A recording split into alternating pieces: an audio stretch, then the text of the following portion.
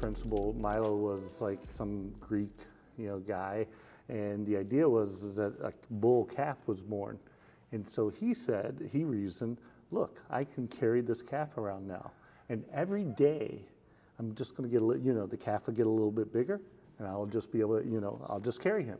And every day he would carry him around the ring until, legend has it, he's carrying around this full-grown bull because every day he could lift 1 pound more, 1 pound more. So it's the Milo principle. So I always used to love the pictures of that they would have of people depicting that occurring. And yeah, they'd have this big muscular, bull on his shoulder. Did that really happen? Probably not, but And now we call it progressive. Progressive overload, right? Yeah, progressive overload. Yeah. So very cool. That's great. Well, all right. Welcome to another episode of Unturned Stones. Today my guest is Chris Mackenzie. Chris is the athletic trainer here at the Greendale High School, and he has been for a while, including when I was here at high school. That's where I met him. Were you also an athletic trainer for stuff in middle school at all? Not at the middle school, but I did do a couple of the wrestling meets. So, you might have seen me if you wrestled at the middle school, and I forget about what time that would have been.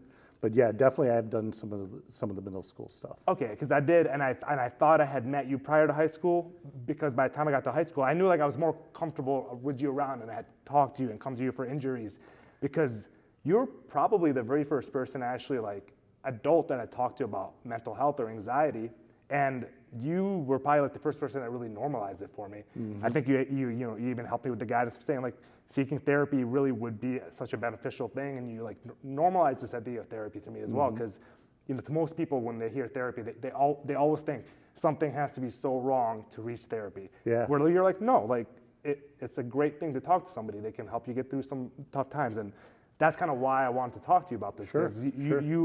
I think you kind of helped open a big door for me, and I feel like there's a lot that we can talk about here, which is why, I wanted to have you on today. Absolutely. Do you remember that first time that we talked about it?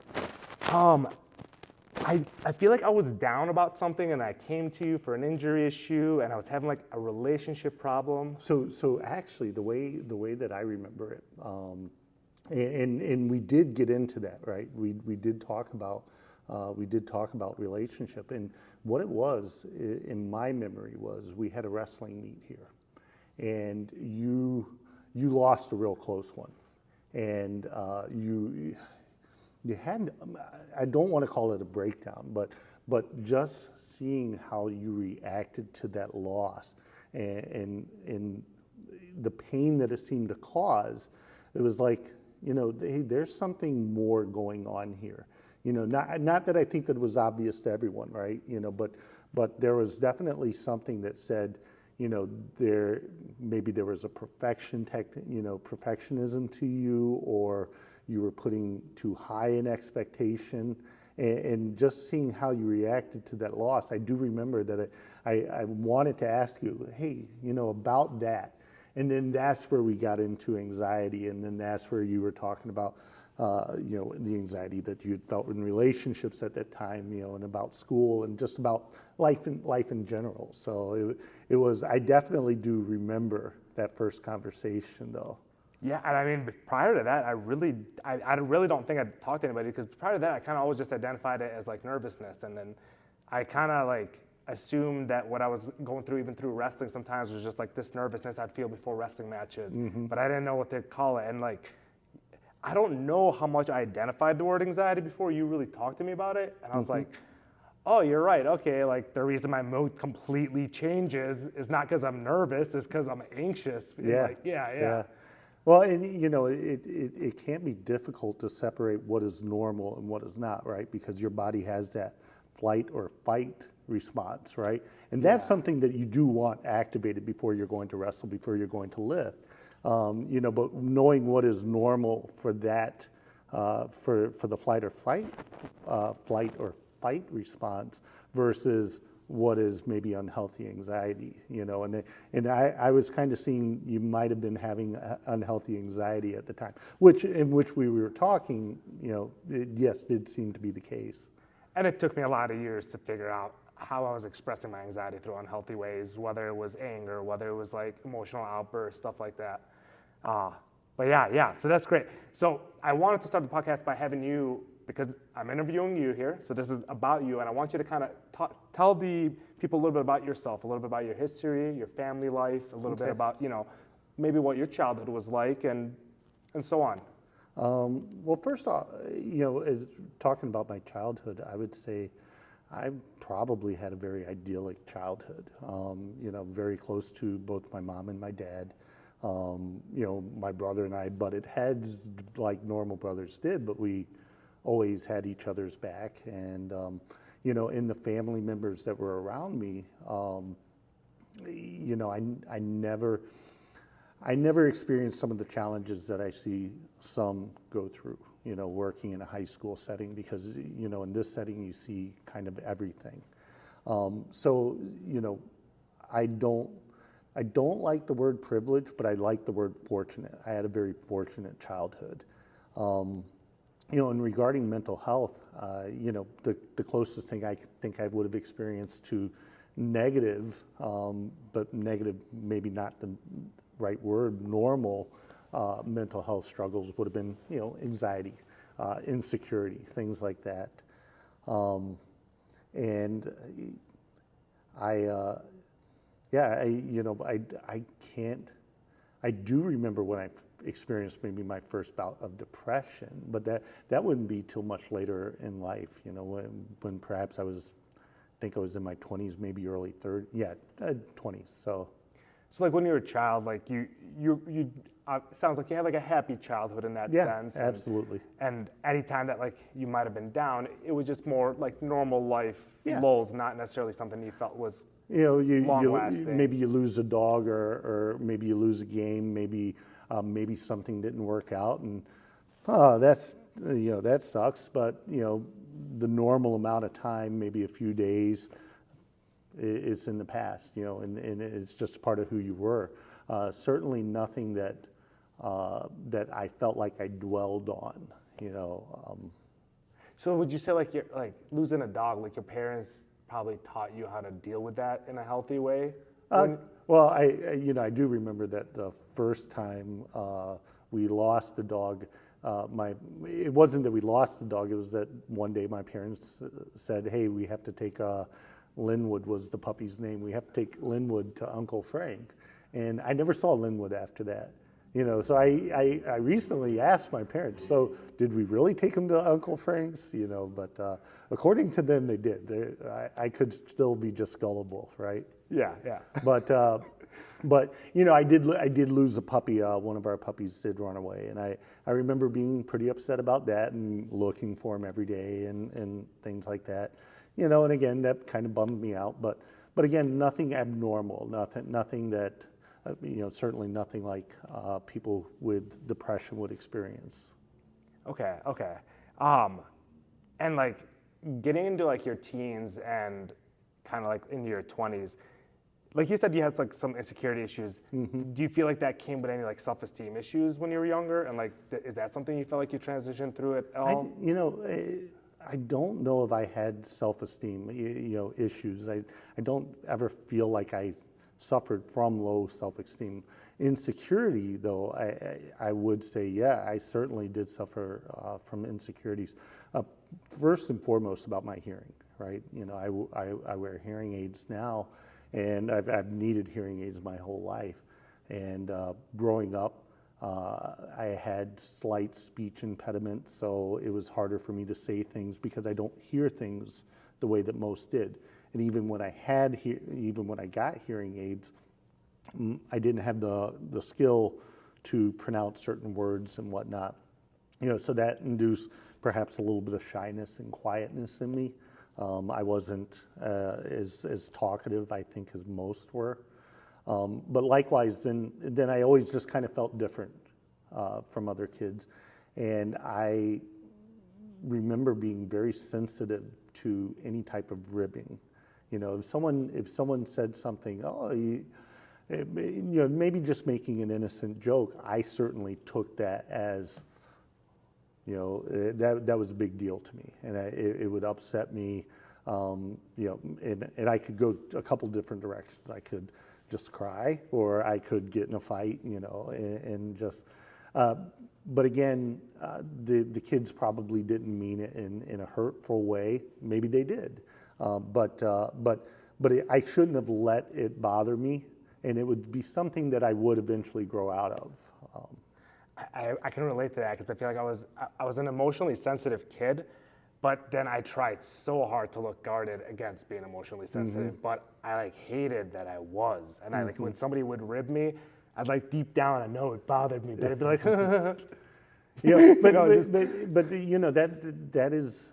that was something that I came to learn, that really a lot of my best friends were the ones that gave me the best stingers, right? And I learned, I appreciated the humor in what they were saying. I could start to separate my sensitivity from it, and eventually it became just it's just.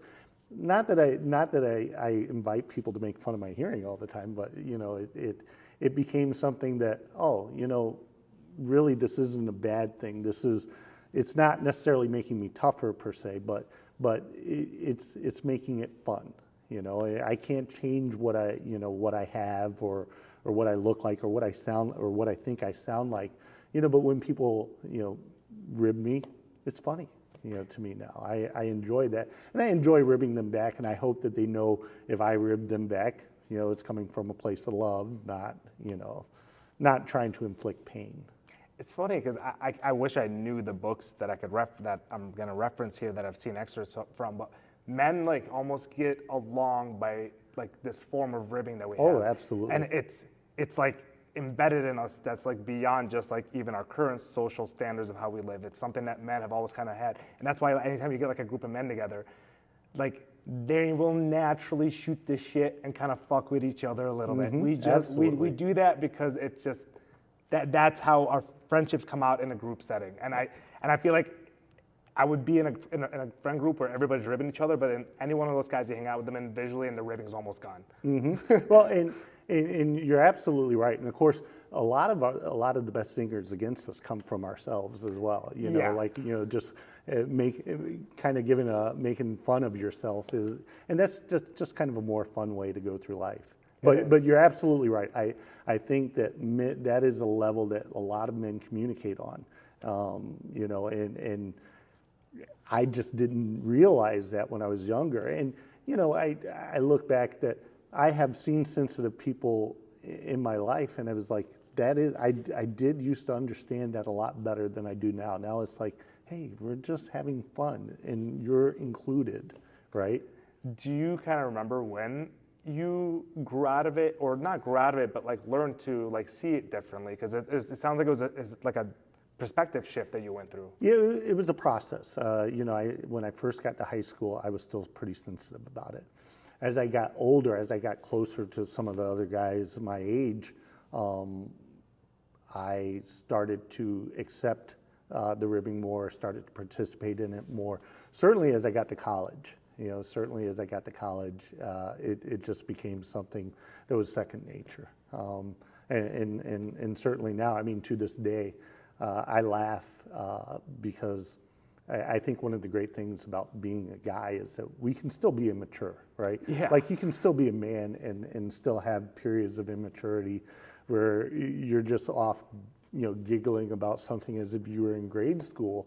But then being a man is, you still have responsibilities and you still have to live up to those responsibilities. Mm-hmm. Yeah. Right. And it's a lot of fun, yeah. And I love deer camp every year is one of my favorite times of year because we get to be dumb guys, It's amazing how a weekend away with the guys like that, I'll come back and it could be a weekend of we're drinking an entire weekend. So you come back hungover, you slept like crap the whole weekend. It's gonna take you a few days to recover. Yet I'm mentally calmer. I feel better. I'm happy for that week. The being tired could definitely go away earlier after some of those weekends. Yeah. And they happen less and less as I've gotten older, but I miss them sometimes. Those just ribbing each other. It's not even the ribbing each other as much as just the shooting the shit, having fun, being immature with no guard. And I do think guys only get that once they're kind of by themselves, all in a group, and everybody feels safe with everybody, and then they can let go. And there's something special about that. And that would be something, you know, saying everybody feels safe with everybody. I still do get, you know, there's still like that natural shyness. And I don't know if you experience this, but there is sometimes that natural shyness if we get someone new in the group. You know, it's like, oh wait, who's this guy? You know, but pretty, you know, but again, you know, pretty soon they're incorporated into the space, and you're having the same fun with them as anyone. So it's funny because I think I definitely feel that, and I think every time I feel that, like that shyness around somebody else, it's almost, I just want their acceptance and approval. And as soon as you feel like, okay, like they're cool, I feel like they accept me and approve me too. There's like, I feel at least the way I'll process sometimes meeting new people. If I'm like a little shy around them, it's almost like, okay, did they accept me? Did they approve me? Okay, because maybe I feel I'm a little off kilter compared to most people if I walk into a room and something like that. Like, and once I feel that, then I feel like I'll open up. So yeah. Well, and I definitely, you know, one of the things is my high school experience, because I grew up in Jacksonville, Florida, and moved up here during my freshman year of high school. I did feel like a bit of an outsider, you know, where, okay, you know, how am I going to fit into this group because I'm different? And I felt different just because I spoke with an accent in those days. I had a southern drawl, and almost always, anytime I said something to anyone, the first thing that would be repeated, you know, said back to me would be, "You're not from around here, are you?" You know, and it's like, "No, I'm from Florida." "Well, what are you doing here?" And so, but yeah, I definitely had that outsider sense, and then wanting to integrate myself in. Yeah. Do you feel like that shaped you a little bit, like that having to integrate? Because I do feel like having to move around when I was young, and like moving into a place where you weren't established with everybody from literally being a baby up. Like some people grow up in a small town and know everybody from their youth all the way through high school and graduation.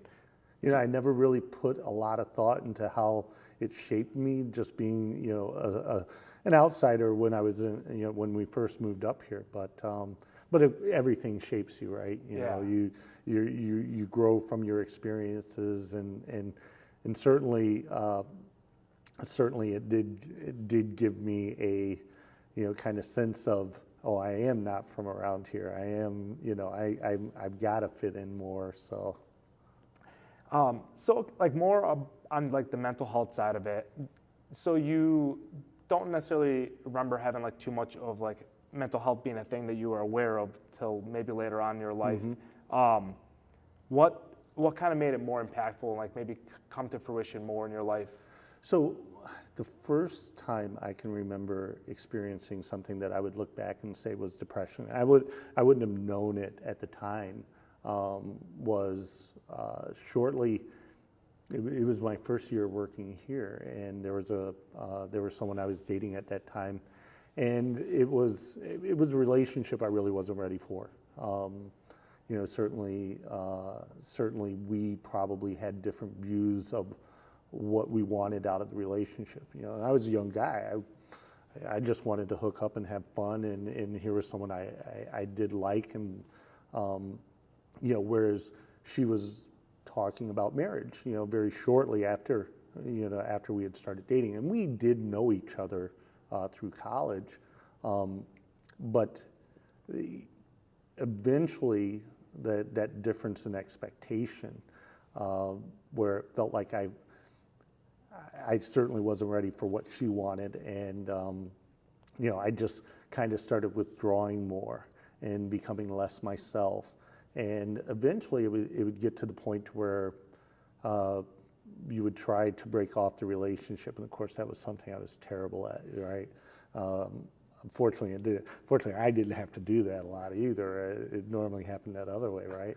But you know, it got to the point to where I just didn't want to engage with anyone, and you know, I remember when I decided that we were done, I probably didn't talk to anyone for about 3 days, and I just remember feeling sick about it, you know, for a long time, and not wanting to talk to her, not wanting, you know, just, and not wanting to talk to really anyone about it, you know, and I never really, you know, I felt kind of ashamed how it ended, but But yeah, for probably 2 months, I remember just not feeling like myself, and getting out of normal routines that I had had, which included working out, which that didn't help, and then I forget how I came out of it. I didn't seek out therapy or anything like that. I didn't use medication or anything. But then, just kind of starting to feel like my old self again. But now I can look back on it and say, yeah, that was really what led into that, more so than the process after, was how I started feeling detached and withdrawn prior to that. To me, that was the entering of depression. Was there was there like a stress that you would constantly carry because maybe like you didn't want to be in the relationship? Absolutely, yeah. Because like I felt that in past relationships, and then I would like almost try to fight like the depression of it, and everything just felt so much harder. But it's only because I would feel like my mind was always carrying the stress of, I don't want to break this girl's heart. I don't want to have to hurt somebody's feelings. And part of it was, part of it for me was, again, people oftentimes have a need to be liked, and again, from an insecure place, right, where I didn't want people to not like me. I didn't want her to not like me. So very insecure about just saying, hey, look, this isn't working. Even if it's working for you, it's not working for me, and that's not a place where we can continue from. But that insecurity of, oh, she's going to hate me, and I look back on it now and I say, I would have been better off handling it a different way, but the insecurity at that time didn't let me, and at that time in my life, you don't necessarily think of yourself as insecure, right? You kind of think you got it all figured out. I look back now and it's like, wow, how did I even get here? So yeah. Do you feel like with that insecurity, like were you also like non-confrontational, or do you still like, would you find yourself being confrontational like when you needed? I can see where non-confrontational approach could be a measure of insecurity, but I also kind of see, being confrontational, being insecure in, someone bringing different information or a different approach to you. Oh no, we have to do it my way. Even from like the point of view of you like, so the breakup, it was mainly like you didn't want to not be liked. Mm-hmm.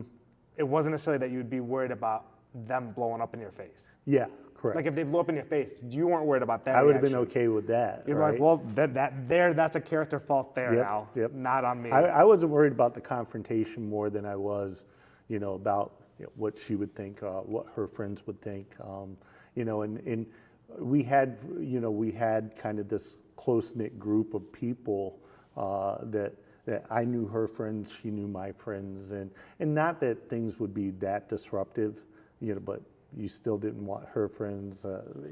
It was the kind of, I don't want to say narcissistic need to be liked, but it came from a need to be liked, right?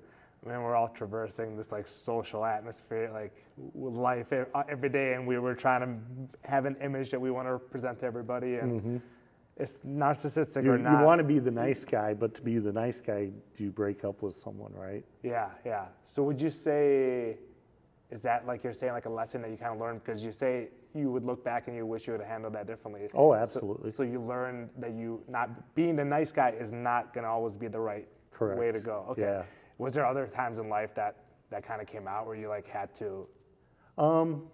Where I had to confront or had to break up? Like learn, like because of that situation and what you learned from that you made a different decision. Yeah, certainly, decisions I would make, with my wife right now would be a reflection of that, where it's like, I will tell people what I need, what is important to me.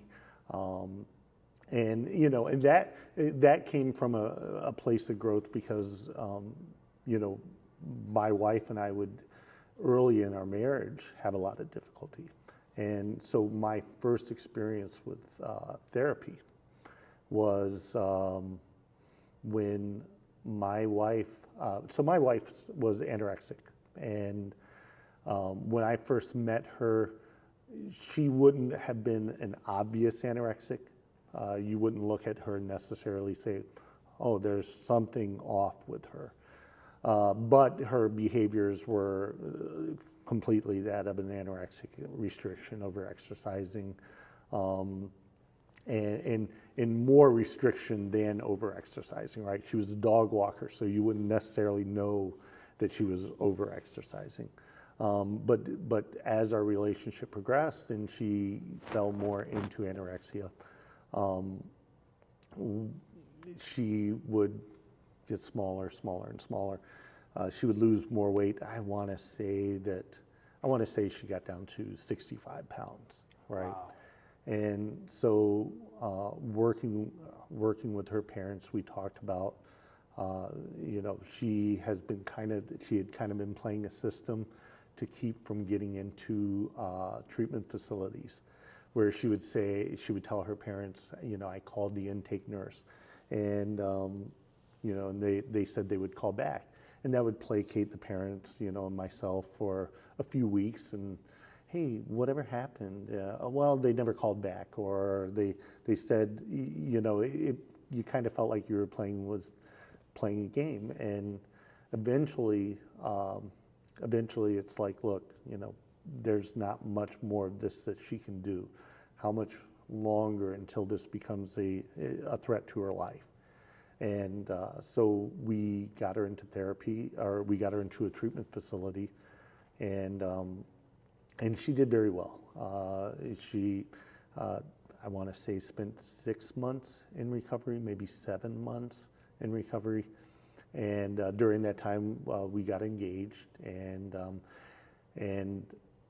we had planned for the marriage when we got back. And shortly after we got married, she started falling back into similar behavior patterns, where she was starting to restrict. She was starting to try to avoid eating, try to avoid a number of things. And our relationship wasn't in a good point at that point, because of course I was terrified of her becoming full-on anorexic again.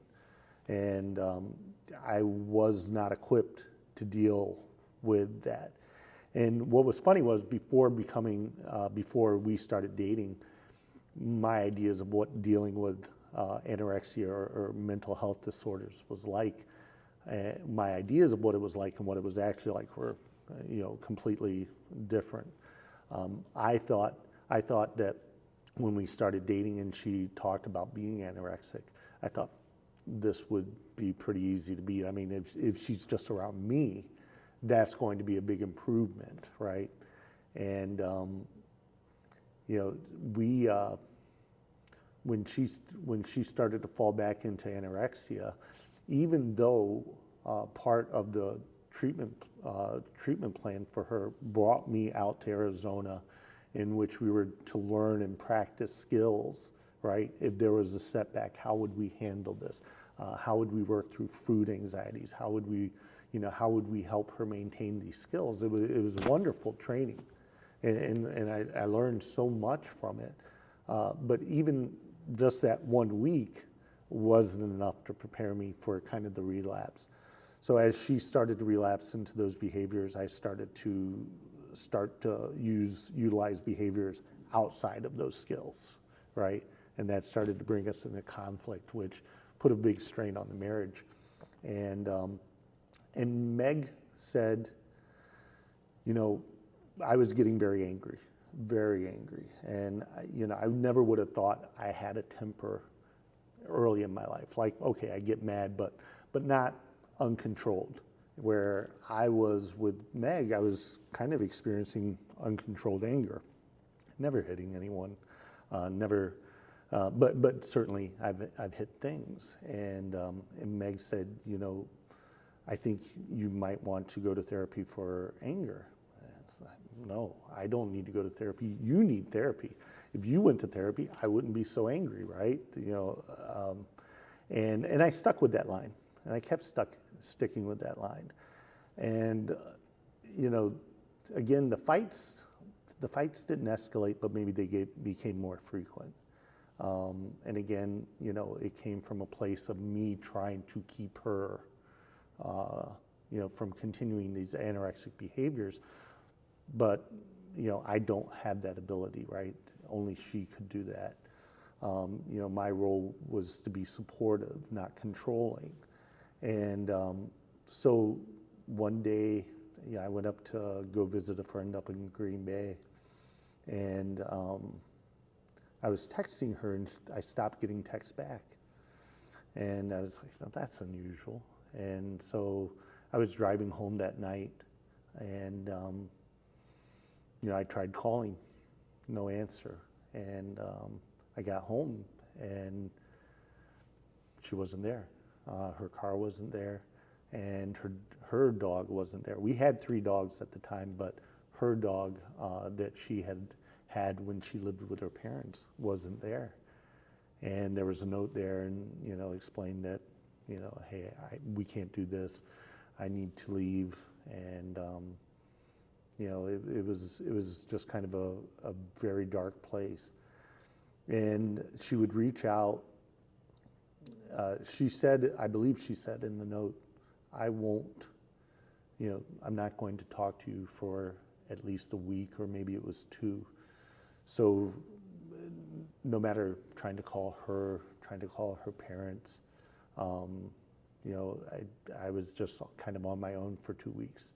And when we did start talking again, and during that time, I mean, you know, I tried to keep appearances. You know, I was very ashamed about the separation, but I tried to keep appearances. I kept on the face, and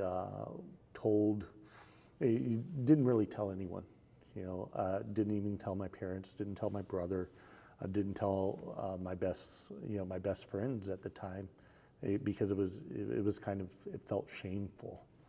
And then finally started, when the period that she had designated as no contact passed, we started talking, and she had said, as one of the rules, you're going to have to go to therapy. You know, so, you know, again, at that point, I still was pretty resistant. I mean, therapy was fine for other people, not for me. You know, again, you know, I felt that if she wasn't having the problems that she was having, I wouldn't be having these problems. So why do I need therapy? So I went, I made an appointment with a therapist, and you sat down and you know, talked, and it was amazing because the therapist helped me bring clarity, right? The therapist wasn't giving me answers, but the therapist was showing me things, showing me how to think. And you know, and certainly she had insight that I would never have had. And so, but she helped me open my eyes to what I was dealing with. And one of the things that she helped me realize was that, you know, I had plenty of skill to live my life, to live, you know, without the need for therapy on my own. You know, but here I was dealing with something that I had no skill for. I didn't have the skill to live with someone with the mental illnesses that my wife had, and that my getting therapy wasn't necessarily a failure. You know, it was a place to learn. And so from that, I became a much more active and willing participant in the therapy process. And we did work on, you know, cognitive behavioral therapy, right? We're working on recognizing what were my triggers to getting angry, and why did I let myself get to that point, right? How can I recognize those triggers earlier and maybe employ different strategies about how to think about it or how to react to those triggers? before you get to the point where you're yelling, you're losing yourself in yelling about dumb things, right? Yeah. And so working on those skills certainly helped.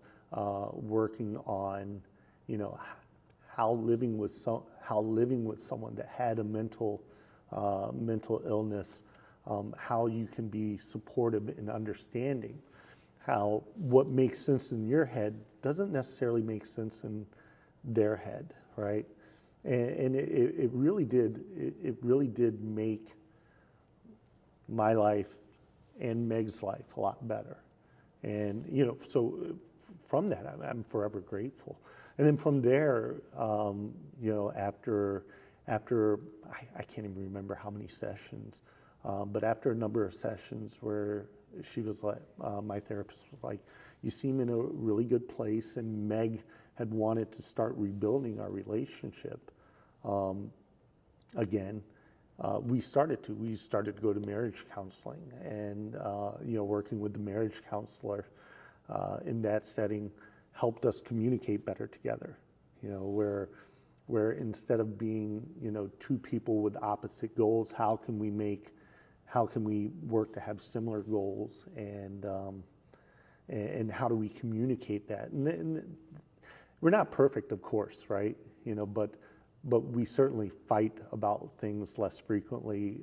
We have constructive discussions, and it's a much better place to be. It's a lot more fun. I'll say that.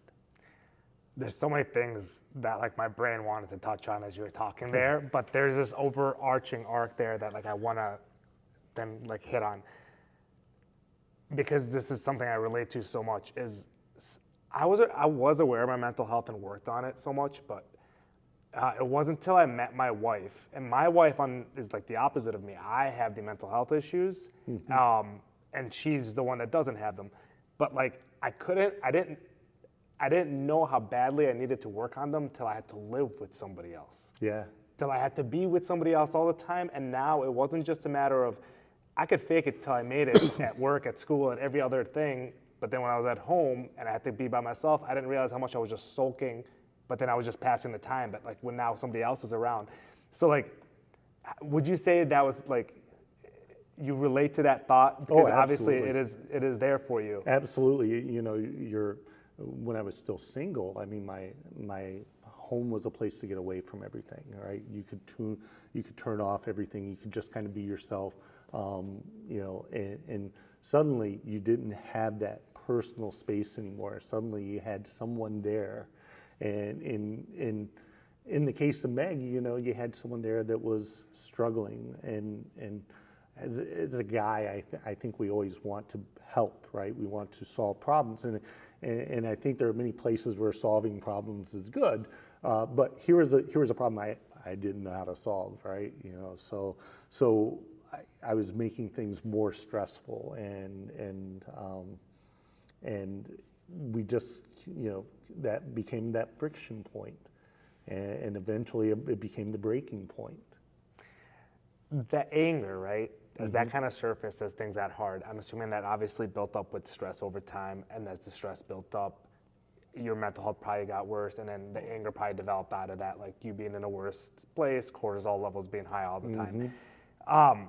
Do you ever feel like when you were angry and you guys were yelling or fighting in those times, like could you relate to an emotional time in your childhood? Because I feel like anytime me and my wife fight, and like, and we have gotten better, but in our early relationship, some of the fights, and I'd yell, and I could always tell, like, I felt that. It was almost like how I'd yell and argue with my sister when I was a little kid, and because it's family all of a sudden, and not just a girlfriend. It's like they're married, it's your wife, they're not going anywhere. Stuck with them. You're stuck with them. So like, it's almost like this like childlike argument comes out that I'm like, this is how I argued as a child. Do you feel that? Do you see that? I think we do, because I certainly do. And now my parents, when they argued, I mean, it rarely seemed like it was ever in front of my brother and I certainly remember some arguments, but we learn from our parents, and how I would argue might be very different than how she grew up listening and learning arguments, and her tactics were probably similar to that of her parents. So that you had those conflicting styles, but yeah, you kind of resort to what you know, to what you had practiced before. I certainly look back on some of my behaviors during the arguments, and it's like, that was very immature. Perhaps because that might have been how I would have been at 9, 10, 11, 12, or whatever age. But again, I was fairly fortunate then as a kid that rarely did we get in big arguments. I mean, I certainly had a couple arguments with my brother that were big, that resulted in a lot of tears, and certainly with my parents the same way. But it was different because here I'm arguing with someone who had a different style and who had a different approach. And so at first, you obviously have to kind of learn a lot about her mental health, and learn about mental health from just a point of view of you dig into it further than you probably ever had. So did you do research on it to kind of learn more about it, or? Yeah, or a lot of honestly, for as much as I like to read about things, I love to do that deep wiki dive. I never really did about mental health issues related to her particularly. I more or less, I took the word of my therapist. I took the word of her therapist. I took the word of marriage counseling, of people that were, I think, more efficient at dispensing that knowledge. Because of course, a lot of research is reading a bunch of stuff that you don't really want to read about, to get to the part that you do want to read about, right? Yeah. And whereas these experts could dispense that knowledge in a much more efficient manner. Yeah, you can kind of give them directly what is going on in your life, and they're able to kind of give it to you through a lens of somebody who's not emotionally attached to anything that's going on, and can give you the reasonable, rational way of looking at it, plus the way that might help you approach it in the right manner. Now, certainly a lot of times, though, what they would do would be they would give me something to kind of chew on, and where exercise worked in my life, going on long bike rides or longer runs would be, I'm not someone that listens to music. I like to be in the moment of when I'm running or when I'm biking, and my mind would certainly work over those things.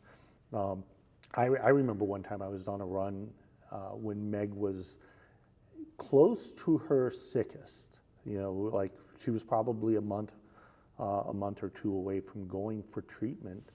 And I remember that my mind had kind of come to the conclusion that she was going to die. And I remember during that run, that thought hitting my head, whatever I was thinking of, how she was in kind of this pattern to not get help. My mind had just kind of come to the conclusion that, if this continues, she's going to die. And I kind of broke down on that run. That was the only time I'd ever stopped a run, got, teared up a little bit, and it was like, we need to do something, Yeah, that's hard, because especially in the case of you felt like you couldn't do it for her. So you had to do it in a way where you weren't forcing her, so you didn't push, because she was going to push you further away. Right. In that place, I mean, where we were at that point in our lives, I mean, I would say that she loved her eating disorder more than she loved me. That if it came to a choice between maintaining her eating disorder or maintaining a relationship, I was out the door. So how was I going to play that? How was I going to push for her to get help? And unfortunately, she does have wonderful parents who were able to step up and be that force. Like, okay, look, we're done playing this game, and they did those things. Not everybody has those parents. So again, I look at my childhood and I'll say I'm fortunate, and she'll describe her childhood, and we can say, and I know her parents and I know her family, and we can say she's fortunate in that regard. I had a thought there about when you said, let me just kind of gather the thought again. Okay, like we're going to therapy. Like that's something I think a lot of people in marriages and a lot of relationships, like people talk about like the divorce rate's high. It's only 50% because they count in second divorces, third divorces. Actual divorce rate is like 70% for first-time marriages.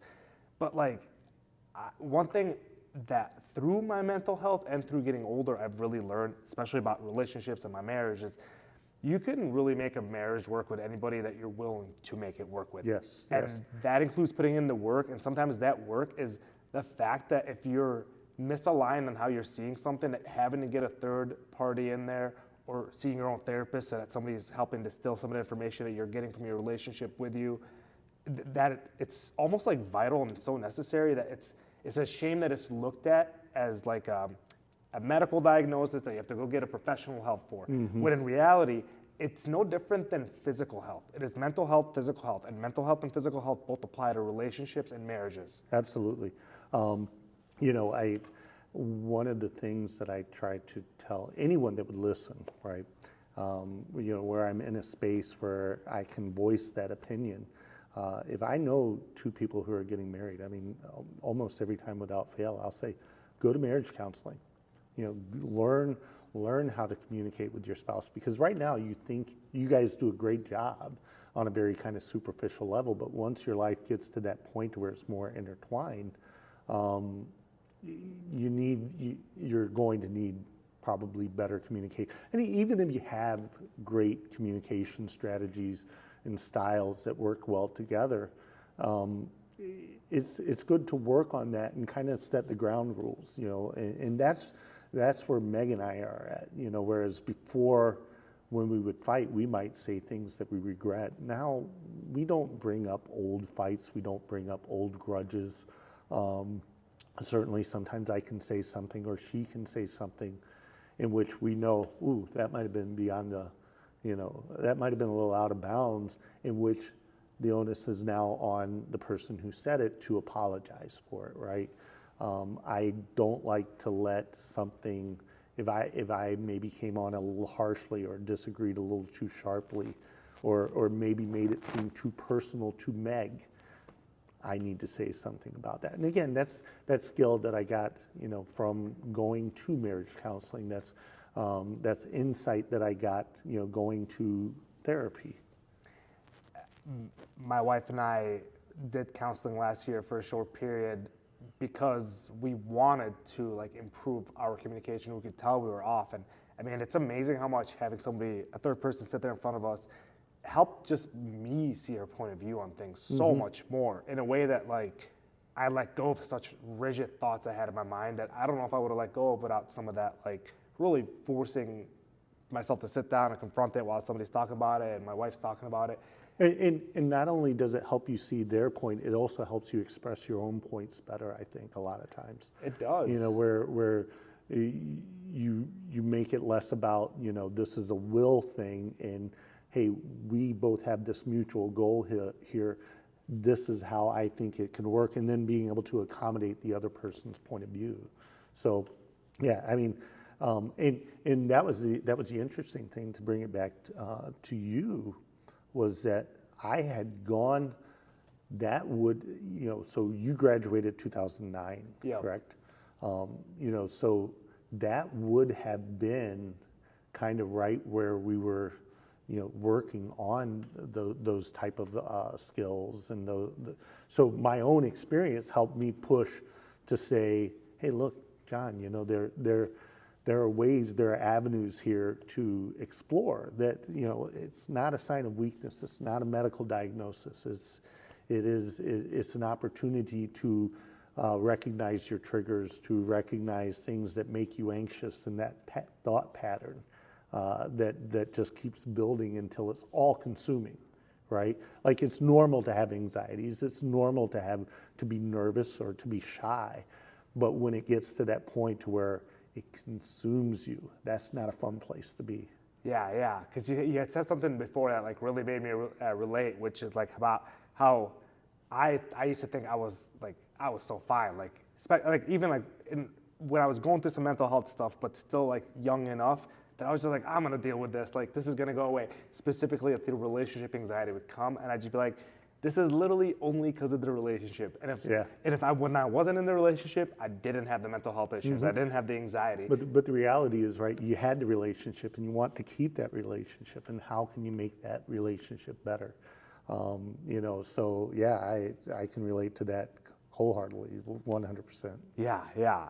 And it's cool to hear that like you've gone through, like the journey I've been through is one that you've been through yourself, which is like learning that, well, okay, just because I'm fine in my mind by myself doesn't mean I'm fine when I'm with somebody else long term. And that awareness, where do you feel like that awareness came from for you? That like because like a lot of people will be right in the middle of these situations and they'll never gain the awareness to then like make the right choices and move forward. Again, therapy, I think, started that self-awareness process, right? Just the start of talking to someone introduced that concept of your own self-awareness and how you look at things and how that fits with what you're trying to do. And then you continue to grow from there, right? After having gone through the therapy, now I have this mindset at which I want to look at things or look at people and try to have that different mindset. Certainly, just how I treat athletes, right? When I first started as an athletic trainer, it was, anyone that complained was something, look, if you're not dying, you need to be practicing. But now having grown from that, I try to be much more sympathetic, much more accommodating. I try to give kids strategies for how to either play with, an injury. Obviously, I'm always trying to help them from the injury, but it's just a kind of a normal growth that occurs, I guess. During kind of like the thick of it with your wife, and like when like you're feeling the most stressed, do you feel like did you have like male friends that you could open up to about this stuff, or were you pretty reserved when it came to talking about like this stuff with male friends? If I had any complaints, I kept them to a minimum and very, topical. Certainly nothing in depth. And again, I'm not sure if it was just kind of insecurity where you say, look, I want to appear like everything's on the up and up. I want to appear like everything is together, when they weren't necessarily. Since that point, I still haven't, complained. And what's funny is talking about the insecure portion of it, I remember I would always be very upset if Meg, complained about me to someone else. Like, well, why would you do that? I don't do that, to my, friends and or family, right? I just, and now it's like, look, if she does, it's not a big deal. They know who I am. They know what how I act and stuff. So I'm not worried about, being undermined, which is, I guess, what I kind of felt like in those days. So I didn't want to undermine myself with my friends. Oh, no, things are good with Meg and I. Normal struggles. I always remember before Meg and I got married, bachelor party.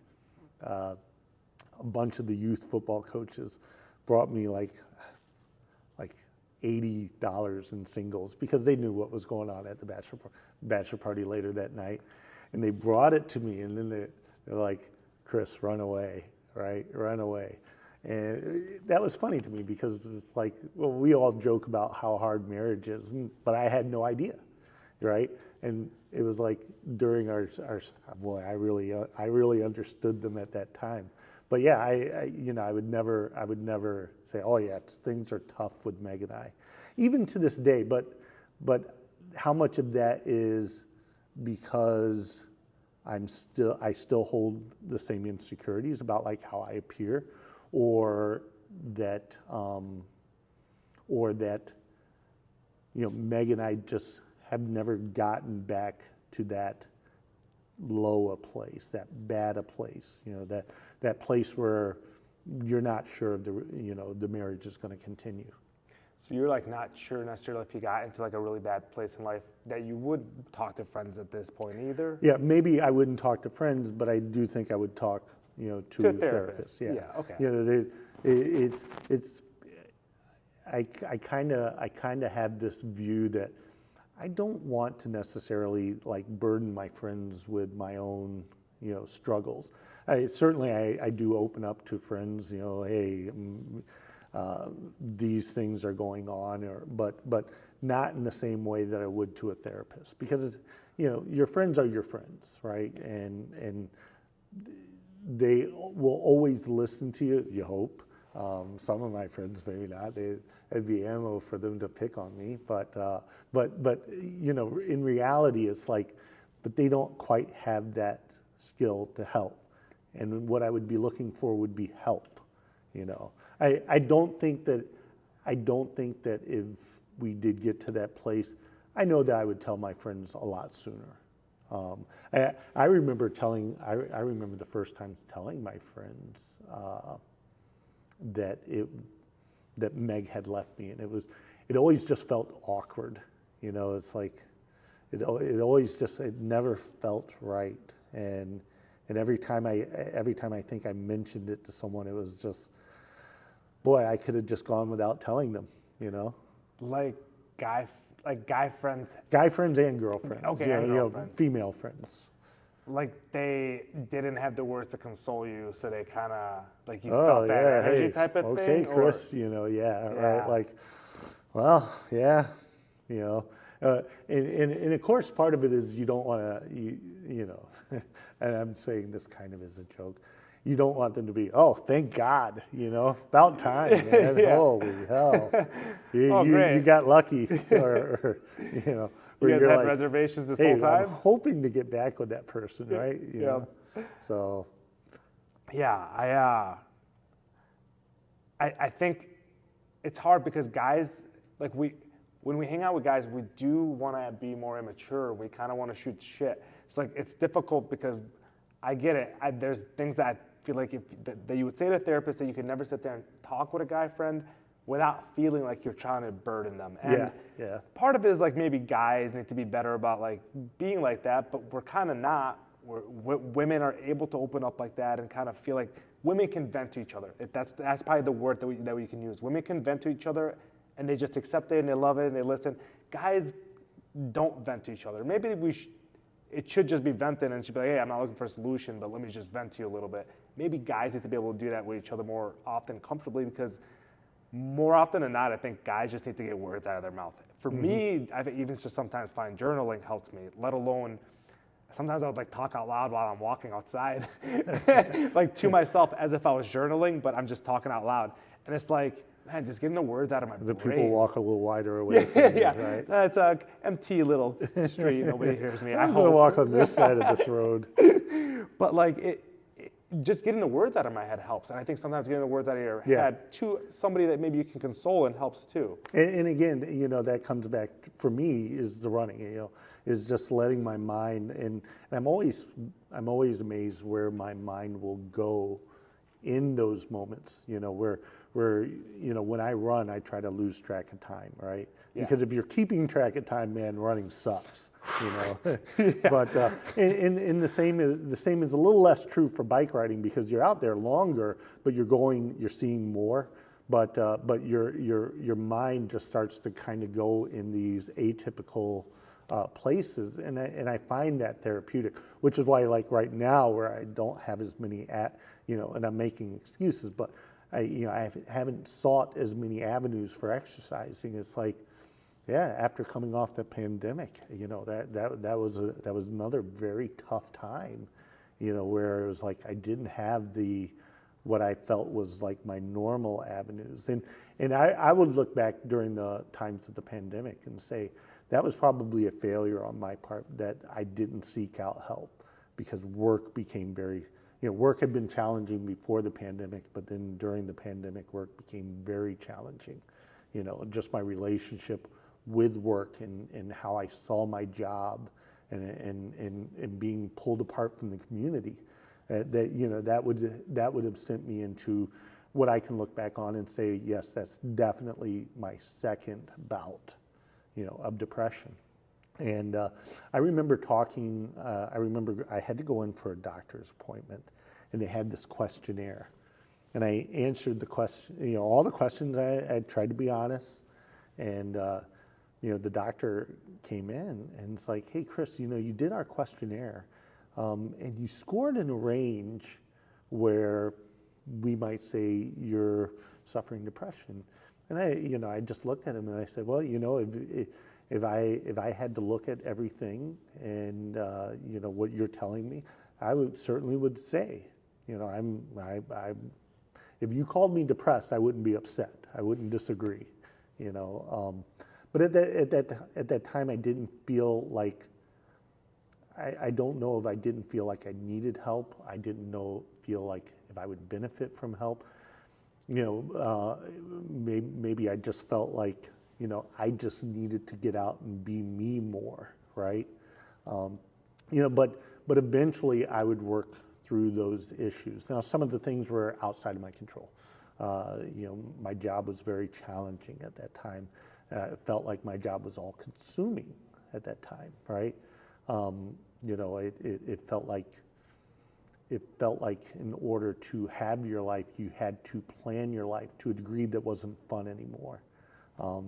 Where if you wanted a weekend off, you kind of had to put in for that because otherwise you were maybe technically on call, and it just, wasn't the kind of life that I had envisioned for myself, but as things improved work-wise and as I was able to get back to more normal activities, particularly, again, biking is a very important part of my life. As I was able to get to those things, that would improve.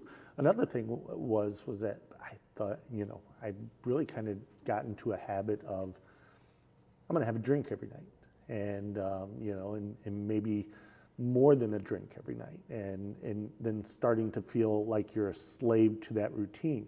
And never at any point did I feel like I was an alcoholic. I never felt like, oh, I need to get a drink, right?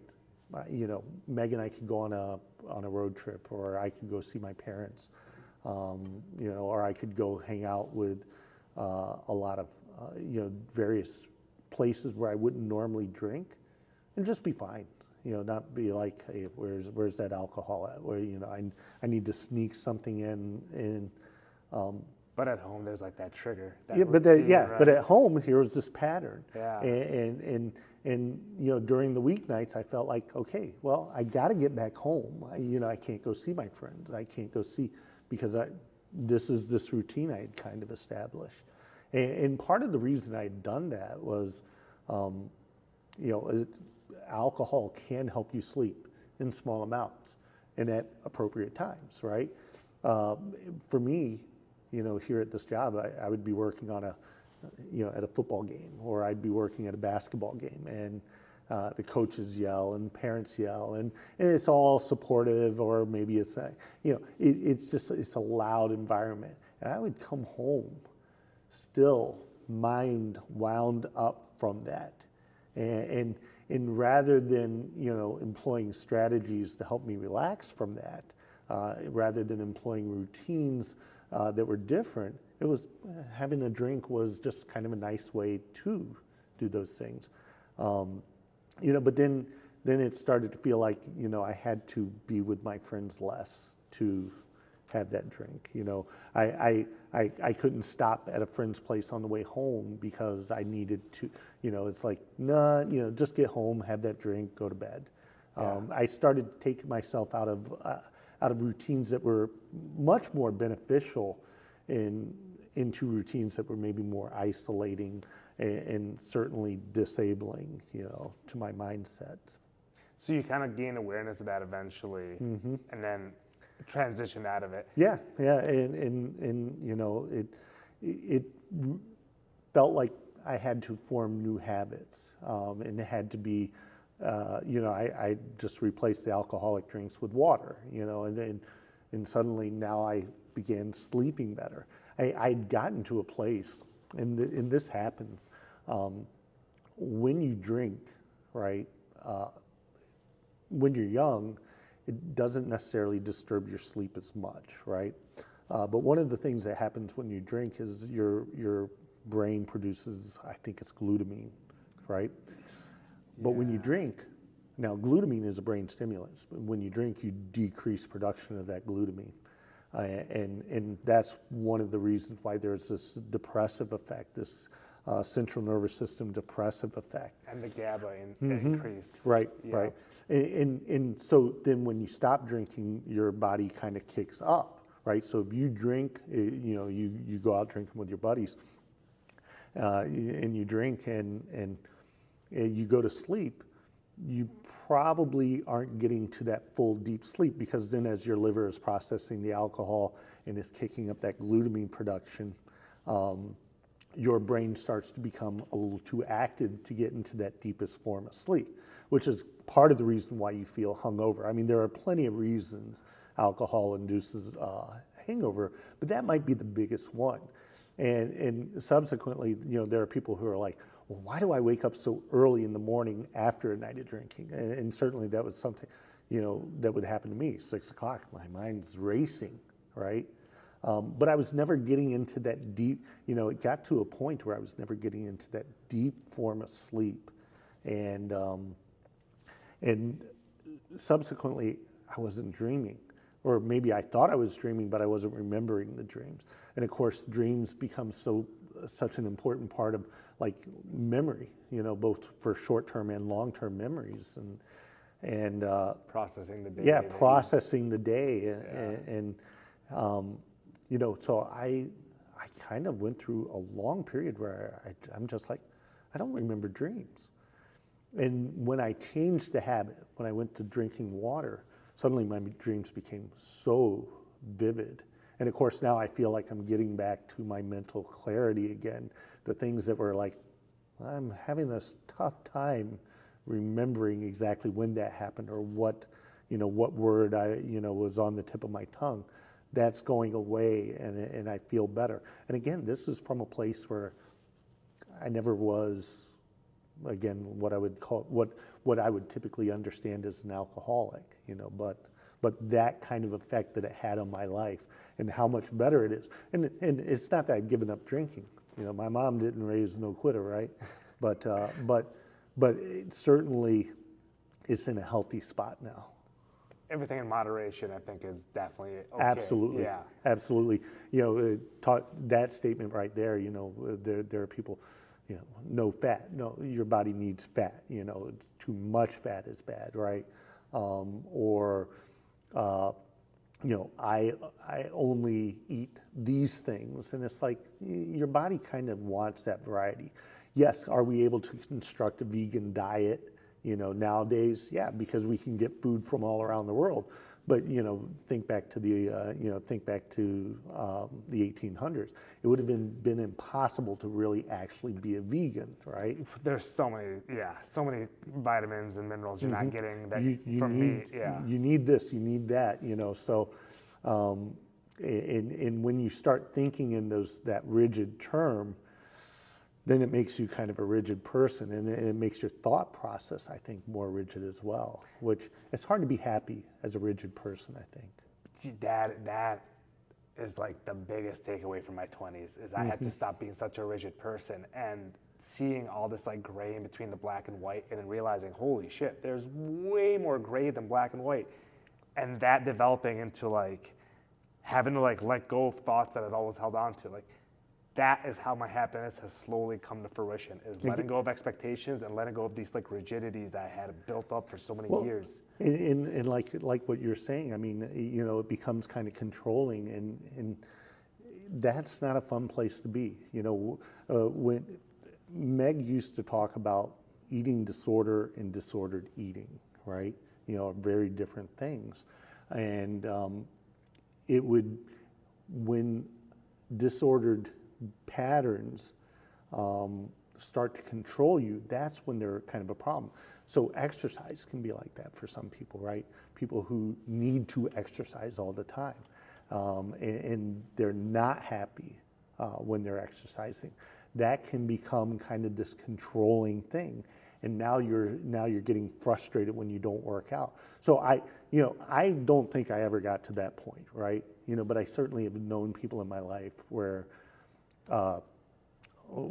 we had a instructor when I was in college where we used to joke, don't talk to him before his run, because he was very crabby, right? After his run, he'd be a much happier person. But we remember there was a time where he forgot his running shoes, and it was like, he was so stressed out and so frustrated by it. And then eventually we actually saw him running, like in dress loafers or something. And it was like, that's kind of a problem, I mean, you couldn't let yourself just take a day off, right? everything really does need to be done in moderation. And there's not a single thing in my life, the older I've gotten, that I cannot find that I'm like, there has to be balance in it. Mm-hmm. Nothing. Everything I'm like, there has to be balance in it. And balance is different for everybody, but there has to be balance. And exercise is one of the biggest ones. I've tried to figure out, I thought I needed competition. So I just kept I hurt myself in powerlifting, so I went to triathlon. Yeah, I remember that period, where I was like, and you had such huge barriers because the swim was the tough part for you. Yeah, that one. I'm still gonna go back to that. So again, that's the great thing about Facebook, is that I can know that about you because you put that out there. But yeah, it is. That's probably one of the best things about social media, is that you can still keep up with people like that, even when you're not talking to them often. But yeah, when when you were lifting and you got to a point where you were injured, and now what do you do, right? And that made that injury probably a lot bigger in your mind. Well, I can't stop lifting. I have to lift. Yet this is this is preventing me. I had an injury when I was maybe late 20s, and I was running quite a bit, and it got to a point where I would start off. It was a hip pain that I was having, and it would get to the point where when I finished a run, I could barely walk, and it used to maybe just bother me for a little bit, and then I couldn't walk for 2 days, and I had to face facts. I couldn't run. But now what do I do? And that actually got me into biking. But being at that point where the exercise and the pain was causing me so much stress was not a good place to be. And one of the things that's improved my life tremendously is just being able to say, I can take a day off, or I can take a week off now. It still does dismay me. If I pull a muscle running and I say, I can't run for 3 weeks now. I do get a little doggone it about it, but it doesn't consume me the way that it used to. I mean, I can totally relate to that, because there was a point in time where I would just thinking that pushing through the pain is like what you have to do, because if you push through the pain and work hard enough, eventually it's going to go away. Where in reality, if I had just taken an extended period of time off at some point back in time, I probably would still be powerlifting, probably still would have gotten stronger, but you would have missed out on so many growth opportunities for that, though, right? And 100%, because I had to lose the identity of being a powerlifter to learn that my identity wasn't attached to my fitness in some certain way either. That I like being fit, I like exercising, but it didn't have to be my identity. My identity had to be something that would be there for the rest of my life and not dependent on whether or not I was lifting heavy at the time. And I think I see a lot of people get stuck in identities and not know how to get out of them, and that's the rigidity almost that we were talking about earlier. What if there was something about my job that I don't like, is that oftentimes athletic trainers identify themselves as athletic trainers. That becomes such a big part of their identity, and I like to tell people that athletic training is what I do, but it's not who I am. Of course, a job is a very important part of you, and it takes up a lot of hours in your life. But I don't want to have to look like an athletic trainer all the time. I don't want to have to talk like an athletic trainer all the time. And I know that a lot of people remember me as an athletic trainer, but to me, the more important identities in my life is being a husband, being a son, being, a friend, right? I'd rather people know me as a deer hunter, more than as an athletic trainer. And I'm good at one, but it's just one of those things where, yeah, people who, I'm a runner, I'm a biker.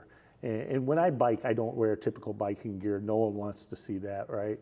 But so many of the bikers do, and I just don't feel like I'm part of them. It's like that outsider mentality kind of kicks in, and I'm proud of it now. I'm not one of those guys. But yeah, it's that identity thing. It's like, no, I am who I am. I'm not what some superficial quality about me. Yeah. One last thing I think I'd love to kind of Sure. dive into as a topic here is you have this really great experience where you've gotten to see so many kids, especially from the early 2000s, because you started at Greendale in 2000. So you've gotten to see kids go through from like pre-MySpace into Facebook, into Instagram, into Snapchat, this era. And you've gotten to see these high school kids transition through it. And I have no doubt that there's got to be differences you've seen between even just the kids from my age in 09 to 2019, let alone from 2000 to 2023 now. Can you kind of talk about that a little bit, expand on like what that's been like to see and experience? Absolutely. So first off, I'm not, a child behavioral expert. I'm just a guy who has this experience of being around kids. And of course, I've grown since that time. So the gaps between myself and the kids has grown as well. I still try to make relationships with the kids in the sense of, I'm their friend. I'm someone that they can talk to. But certainly kids would see me as different. But I would say that while we saw anxieties, while we saw kids, with maybe mental health issues, we saw kids who had stressful lives, then it seems much more prevalent now. And I don't know, to my mind, I would say that it is more prevalent now, but I don't know, is it because I'm more aware? Is it because people are more open about those things? It's probably a combination of all those things, right? That I am more aware, and people are more open to saying, I'm anxious. But it's interesting because I did work in classrooms, as a paraprofessional or a teacher aide. I did do some work with students, and I remember talking. We had a very thoughtful math teacher, Brian DeSalvo, and he and I would talk about it sometimes, where it seemed like kids had a harder time getting away from the stress of school. Being a kid is awkward. We're growing up. We don't know everything, but when I was a kid, certainly, but the 2000s kids, they could get away from that.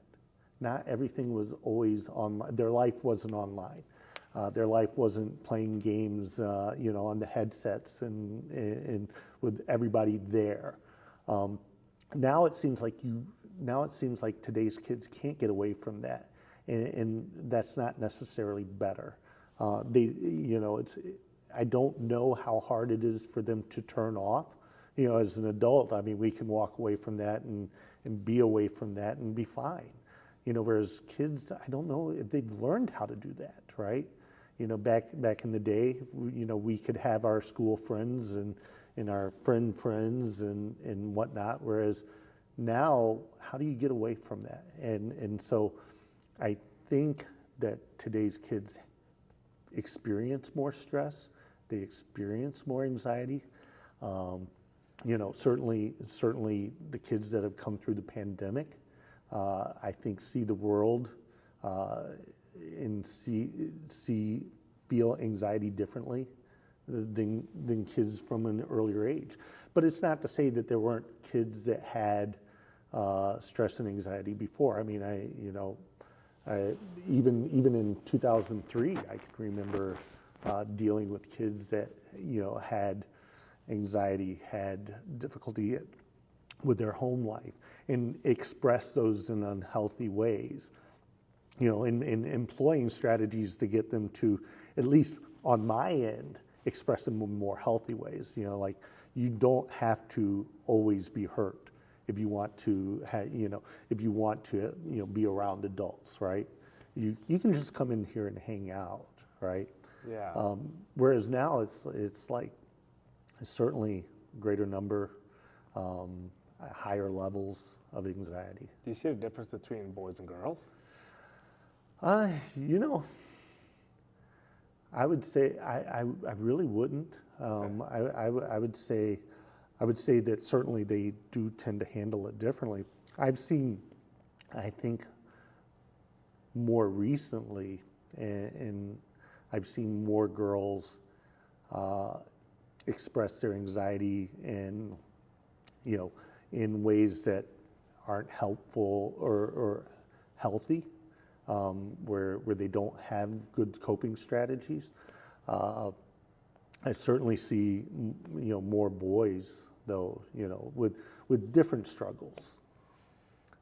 Yeah, like in what sense different struggles? So I would say that for guys, they tend to wear their insecurities more. It's hard to say if it's more open or more out there, right? Little things that bother them. When I first started as an athletic trainer, I didn't really have to tell kids this is something that you can play with. This is if I told them that their leg wasn't going to fall off, okay, they were back out there. And nowadays, particularly with male athletes, I would say, it's like, no, it's okay to play with this. Pain does have a very important role in the body, right? But there are certain things that we can expect. This is normal. And won't necessarily get worse, versus, how they see this, where it's impossible for them to play through, right? And using those strategies to help them navigate that and continue to play on the field. That's hard. That can be difficult. I mean, I remember in high school, like in a football game, having a kid ram his helmet into my quad, and my quad was just throbbing and numb, and I was like, you had like checked it out, and I was ready to run back out there and play. My leg was still throbbing. You're like, you had to yell at me not to, because you're like, you're gonna have a quad contusion if you go and play. Yeah. I guarantee you're gonna have a quad contusion. You're not gonna play for 3 more weeks after that. Mm-hmm. And you like had to talk me off, and I was like so jacked to get back in the game. And I feel like that's like kids almost like missing that. They're missing that. Like, I just want to get back out there. Mm-hmm. Well, and that's funny because when you started describing it, it's like there were really there are a few injuries where I'm just like, no. Well, concussion would be one, right? But a quad contusion was always one of my famous ones, where it's like, I remember in college we had a kid get a quad contusion, and similar thing. He wanted to play, and look, you can do all these things. Go ahead, go out there and play. And of course, what would happen would be, as you continue to run with that quad contusion, right, the blood clotting that's supposed to happen doesn't happen. And because it doesn't clot, it continues to bleed, and it continues to bleed into that fascial space. So now you have muscles trying to contract. You have a volume of blood that's in there that wasn't there before, and it's not getting out of there. So now that quad has less and less space to contract. the pressure within the fascia can become so high that you can actually start to restrict blood flow to the rest of the muscle. Because if the pressure in the fascia is equal to that of the of your blood pressure, where's the pressure differential to drive the blood, right? Yeah. Now we're not getting circulation. Now you're going to start getting muscle death, and then that's going to cause a lot more problems. That's going to cause protein to leach into your bloodstream. It can cause your kidneys to eventually shut down if it got bad. And of course, the more immediate concern is, well, we're not getting blood flow to the muscle. How are we going to save that? You need a fasciotomy. So it's like, yeah, no, John, you don't want to play with that, buddy. Trust me on this, and you had to. And I get it, but now it's the inverse, right? Hey, no, this is okay, buddy. You can get out there. Go ahead, Do you think that's like coming along with this? There's like anti-masculinity push that's kind of happened through the last probably 10 plus years, that this has kind of been getting pushed. This agenda of like masculinity is bad, whatnot. Mm-hmm. And I don't disagree with that sentiment, right? Although I don't necessarily think of it as a like anti-toxic masculinity, right? And I see what people say when they talk about like toxic masculinity, and I look at the things that they describe and I say, that's not masculinity, that's is just it? asshole behavior. That's asshole. That's immaturity. That's insecurity. Yeah. That's a lot of things, but that's not that's someone trying to affect masculinity, right? Yes. Whereas masculinity is a bunch of different behaviors, but is definitely, different than, being too sensitive or I don't know that I have the correct formation, but, it's definitely not what that is, right? It's balanced to me. Yeah. Masculinity is balance. It's maturity. It's knowing that you've got to do something even if you don't want to do it. Yeah. It's knowing your limits. Certainly, it's being qualities that can stretch across both sexes, of course. But certainly, there is something to being a man, right? Yeah. Part of it, I think, is just growing anxiety. Whether it's anxiety on the mom's part or it's anxiety on the dad's part. Both certainly can suffer from and express anxiety. And that anxiety getting transferred to the kid, right? Where it's like this. I don't have kids, so I can't speak what it's like to be a parent. But I have pets, and I certainly, can say that if I got anxious because there was a thunderstorm going on, right, my dogs would pick up on that anxiety, and if I reinforced their behavior, you're worried about a thunderstorm, and I reinforced that behavior, they would start to learn, oh, when it thunders, this is how I'm supposed to act, right, and certainly. A kid falls, you want them to be okay, but if you make a big deal about that, that's still attention that kids crave, right? And so I think that we're, parents' anxieties about, getting everything just right. The home has to be perfect when we bring the little kid home. We have to protect them from everything because, Lord help us if anything happens. There's been that kind of growth. And it just keeps escalating and escalating. I grew up, I'm a Gen Xer, right? And you see the Facebook memes, hey, we grew up in the greatest generation. We jumped our bicycle over homemade ramps and stuff, and we didn't wear bike helmets. And it's not that I think kids need to lose the bike helmets, but our parents had more of a cavalier attitude to us growing up. Whereas now, we have to have the home filters that filter out the most minuscule, microscopic being, life, so that the kid can't, any chance, get sick. When actually their exposure to that might actually be healthier, right? Letting a kid fall, scrape their knees, and not making a big deal about it, might actually be better for their psyche.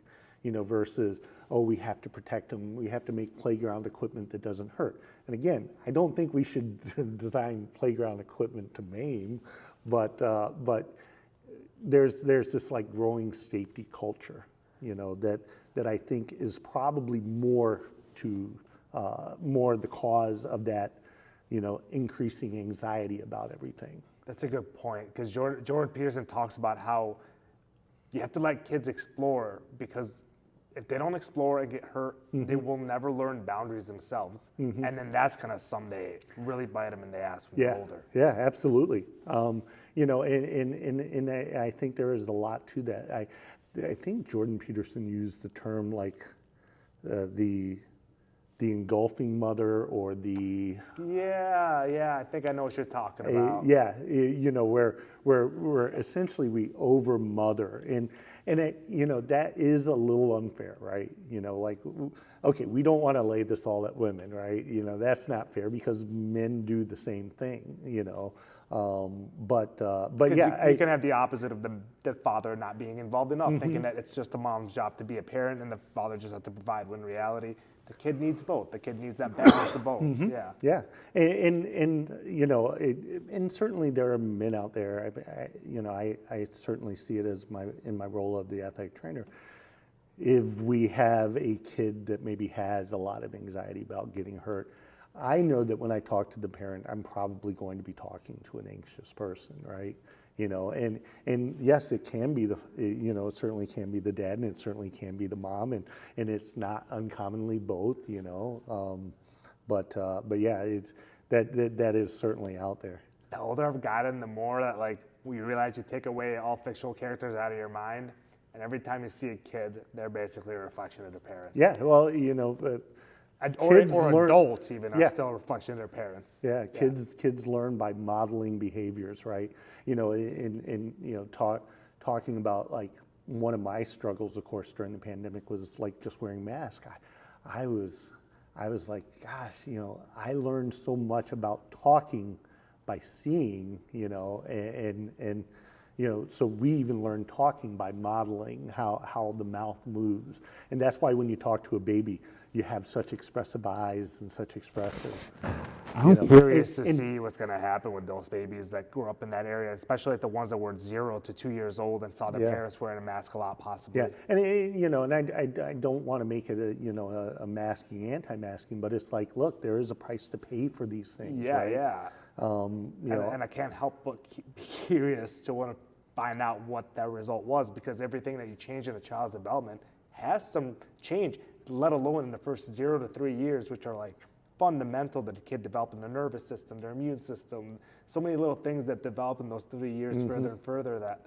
But so to the point of parents who have anxiety, sometimes having to fake it till you make it type, putting on that game face or that brave face for the kid, and hey, everything's going to be all right. Yeah, you might be being consumed by anxiety about what might happen or what this injury might mean, but being, and that's something that when I work with athletic training students, and like, look, there are things that I've had to work with that terrify me, that I feel sick about, that I'm anxious about, but I got to put on this face, so that the kid doesn't pick up on that, or so the parent doesn't pick up on that. And and hopefully it results in a better outcome and better mindset for both of the parents and the kids. I mean, I remember you in high school, and I remember the way I looked up to you, and you made your little room to come into and get advice and help from you just such a comforting, welcoming place, and you had such an empathetic presence to you that I think you always did such a good job that. Whether you're faking it or not, obviously you were going through rough times during those periods. I was in high school and probably had interacted with you, that like you always showed up for the kids, and that was something I'd consistently seen from you from beginning to end. And even in college, when I reached out to you because I was having sciatica issues and lower back pain, and you at one point saw me and tried to help me a little bit. I'd reach out to you again. You gave me referrals to people to work with. David. Trinquia. Yep. I saw him so many times after he gave me he was still the only PT I ever really go back to if I ever needed any work done or some dry needling. So like, you've just been this person in my life that's just been constant support, and I'm certain you've been there for other students and other people just as much. So yeah, well, this is what I do. This is what I am good at, and I'm glad. I'm very lucky to be in this community. I'm very lucky to have been here as long as I have, because if I had been moving around, that type of relationship might not have occurred. And it gratifies me to hear that I was very helpful, because that's what I try to be. And I'm glad to know that I'm successful at that. Yeah, without a doubt. So, well, thank you so much today for letting me interview you and opening up and kind of telling me a little bit more about your story. Thank you for Yeah, having me. of course, it was a lot of fun. pleasure. It was a lot of fun. Of course. So. Well, thank you guys for tuning in today, and if you enjoy, please subscribe, and we'll hopefully get some more content out there for you guys to do some more. Have a great day. Hey, Thank you. Thank you, Awesome. buddy. Thank you so much for this. Yeah.